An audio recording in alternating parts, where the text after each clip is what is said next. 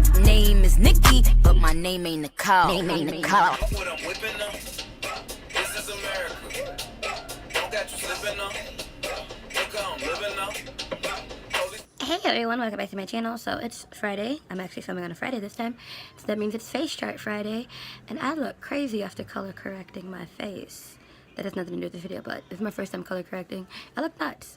There's no foundation on my face yet. This is why I look crazy. Only thing I've done is my brows and primed my eyes and highlighted my brow bone. I'm going to be doing a face chart that's it's very summer, very pumpkinish, very orange. It was chosen by a friend of mine.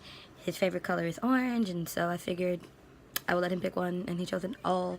It's orange. I am not prepared for the amount of orange that's about to be on my face. The reason I did not do foundation and I'm just sitting here color corrected and looking psycho is because the palettes I'm going to use for this particular look have lots of kickback, and ain't nobody got time for that. And also I wanted to color correct for the first time. I just color corrected here and on the sides and under my eyes, of course. So with all that being said, let's get started.